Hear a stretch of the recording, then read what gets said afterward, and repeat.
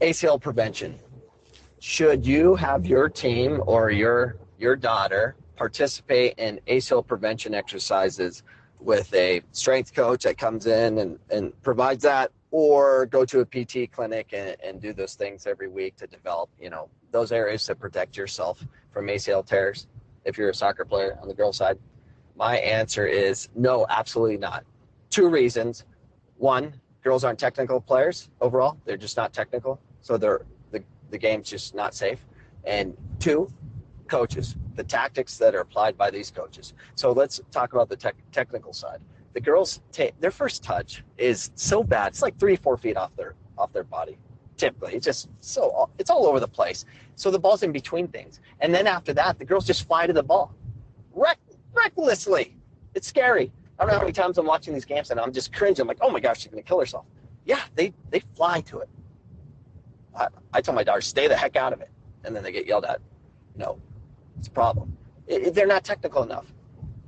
It's just the technique's not there overall. They can't problem solve. So they bang the ball. They have to do other things to compete.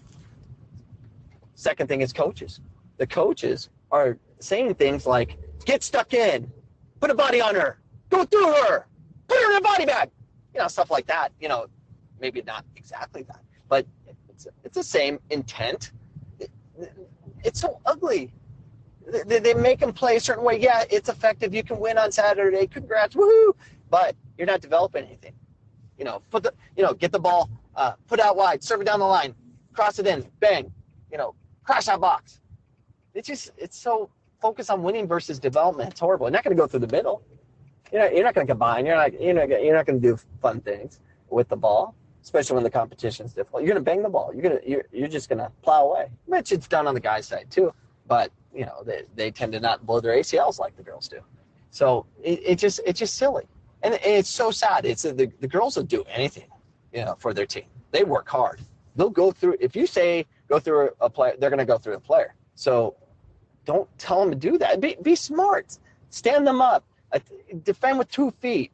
Feint at the defender, knowing that their touch is probably going to be bad, and slip your body in between the ball and the player, and be safe. Take the ball. You can win that way. It takes time to play a certain way. Slow the game down. Take a touch. Look up. See what you can see, and combine a little bit.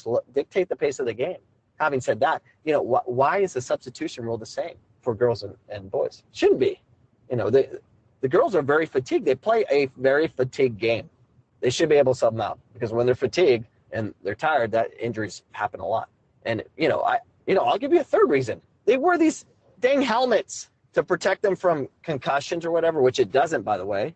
Concussions are based on shaking the brain. Those helmets they put on, the foam things around their head, protect you from lacerations. But you put the dang helmets on them. What do you think they're going to do with it? They're going to go crack someone. No helmets for them. Stop getting stuck in. Stop going nuts on the ball. Stop attacking the ball and going through things. How about become technical? So you don't want to tear your ACL? Learn technique. Get a better first touch. Be able to dribble out of spaces. Defend differently. And get a different coach that coaches you to win so much that you're going to have to go through and break people. It's silly. Stop the madness.